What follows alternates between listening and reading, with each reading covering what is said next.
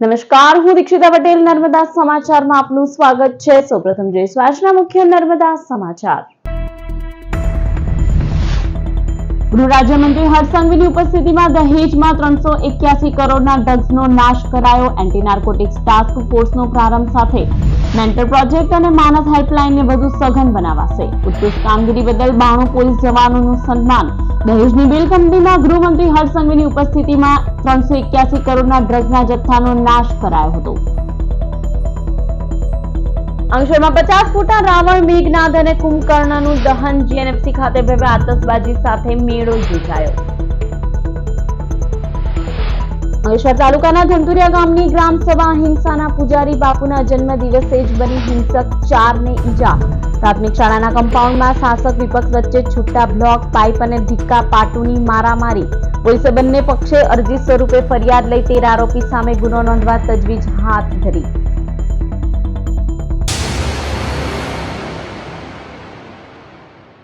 Gujarat police દ્વારા જુદા જુદા 442 ગુનાઓમાં જપ્ત કરાયેલા 381 કરોડથી વધુની કિંમતના 8000 કિલોગ્રામથી વધુના નાર્કોટિક્સના જથ્થાના નાશની પ્રક્રિયા હાથ ધરાઈ હતી।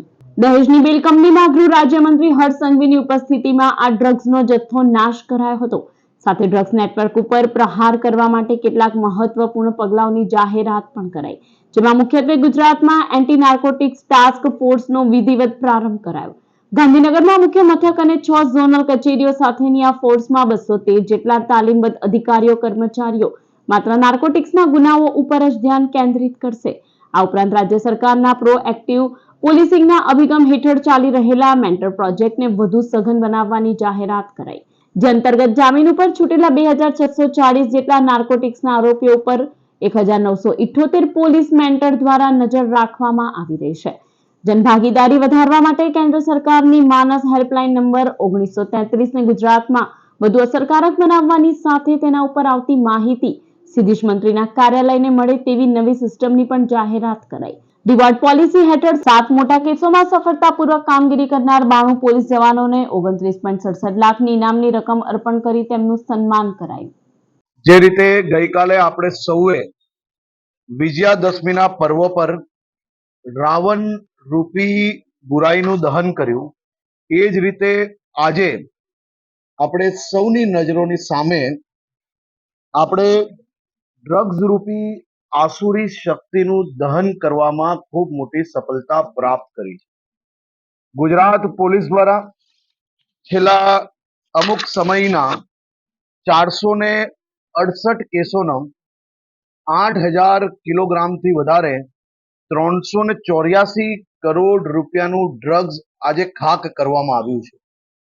આમાં ગુજરાત પોલીસના અલગ અલગ યુનિટો દ્વારા જે નોટેબલ કામગીરી કરવામાં આવી હતી, તેમને રિવોર્ડના આજે ચેક વિતરણ બી કરવામાં આવ્યા છે।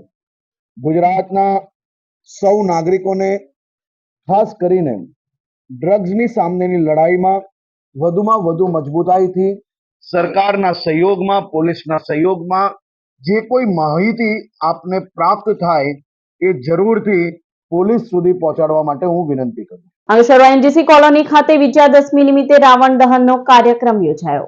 ગુજરાતમાં સૌથી મોટા રાવણ દહનની ગણના ધરાવતા અંકલેશ્વર એનજીસી ખાતે છેલ્લા 49 વર્ષથી રાવણ દહન કરાય છે। વિજયાદશમીએ 50 ફૂટ ઊંચા રાવણ, કુંભકર્ણ અને મેઘનાદના વિશાળ પૂતળાનું દહન કરાયું હતું। સાથે ભવ્ય આતશબાજી પણ કરવામાં આવી હતી। મોટી સંખ્યામાં નગરજનો ઉપસ્થિત રહ્યા હતા। રાવણ દહન, આતશબાજી અને મેળાની લોકોએ રાત સુધી રંગત માણી હતી।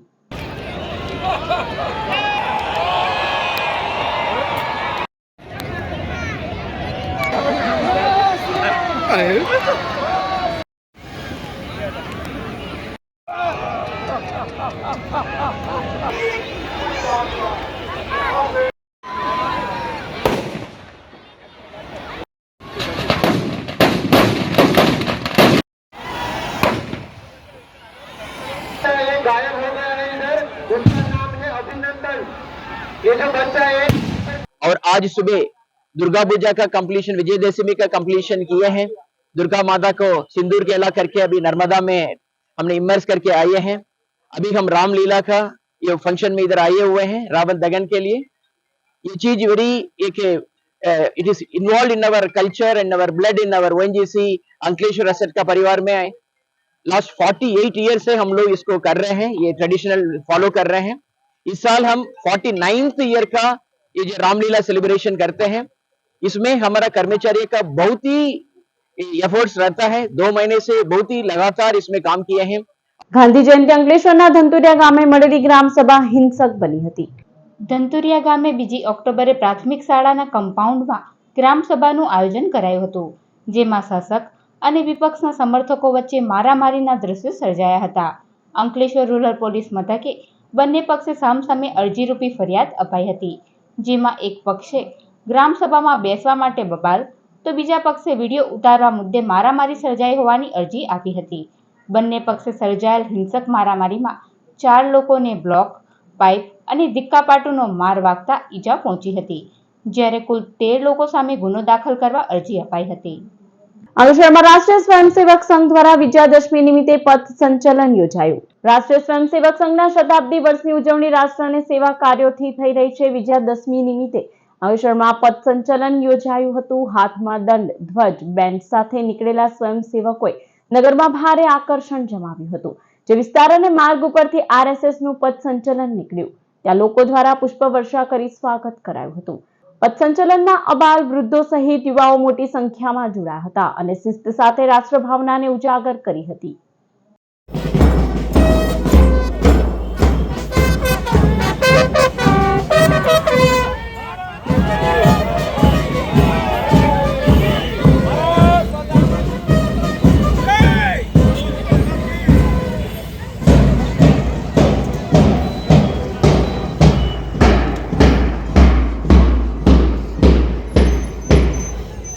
આજે વિજયાદશમીનો દિવસ રાષ્ટ્રીય સ્વયંસેવક સંઘ 1925માં જેની શરૂઆત થઈ હતી અને આજે 100 વર્ષ પૂરા થયા છે, એટલે કે રાષ્ટ્રીય સ્વયંસેવક સંઘ શતાબ્દી વર્ષ મનાવવું પણ કોઈ મોટો ઉત્સવ કરીને નહીં, પણ લોકોને ઘેર ઘેર સુધી પહોંચી અને વધુમાં વધુ સ્વયંસેવકો જોડાય, ગામે ગામ સંપર્ક થાય, ગામે ગામ શાખાઓ થાય અને વધુમાં વધુ બાળકોમાં આ સંસ્કાર આવે, રાષ્ટ્રને ઉપર લાવવાનું કામ કરે, આવું એક કાર્ય કરી રહ્યા છીએ। હાસોટના સુનેવખુદ નવજાગૃતિ યુવક મંડળ દ્વારા દશેરાએ શહીદોને અપાઈ શ્રદ્ધાંજલિ।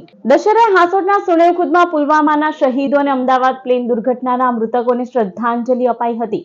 નવજાગૃતિ યુવક મંડળ દ્વારા મીણબત્તી પ્રજ્વલિત કરી શહીદો અને મૃતકોને શ્રદ્ધાસુમન અર્પણ કરાયા હતા।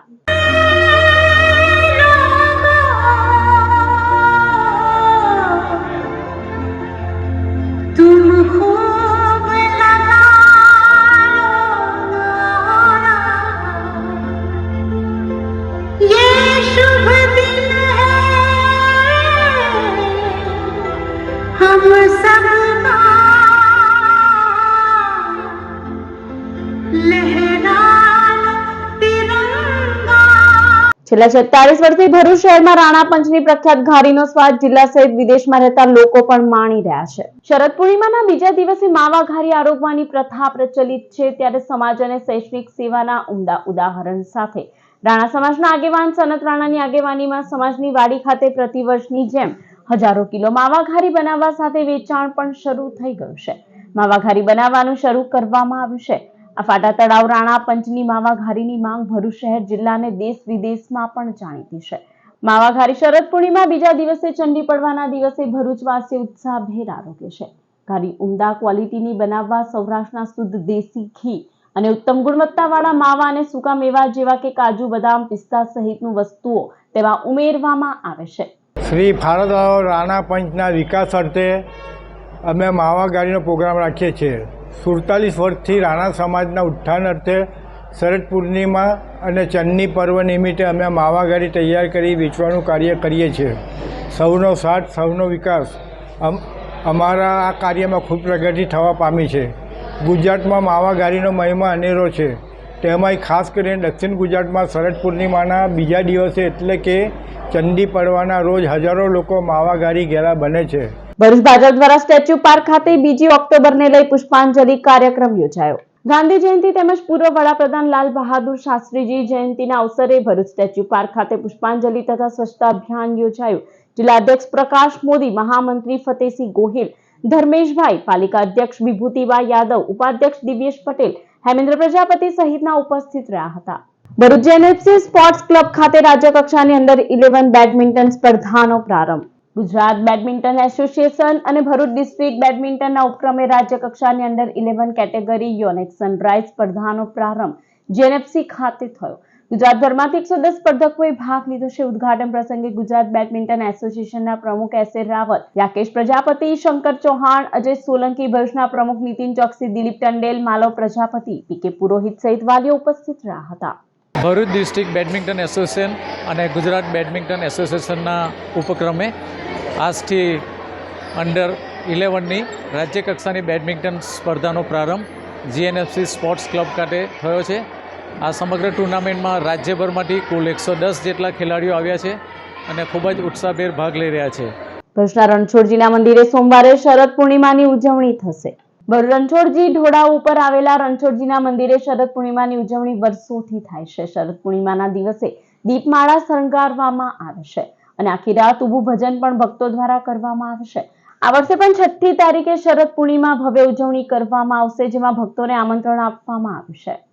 7 તારીખને સોમવારે ભરૂચમાં આવેલા પુરાણા 500 વર્ષ જૂનું રણછોડજીનું મંદિર છે. ત્યાં આગળ 7 તારીખે માણેકથાળી પૂનમની ઉજવણી કરવામાં આવશે. તો આ દિવસે ભજન મંડળી એટલે બહારગામથી ભજન મંડળીઓ બી આવશે, ઊભું ભજન થશે, ભગવાનને અમૂલ્ય શણગાર ધરાવવામાં આવશે. આ રીતે ધામધૂમથી ઉજવણી કરવામાં આવશે.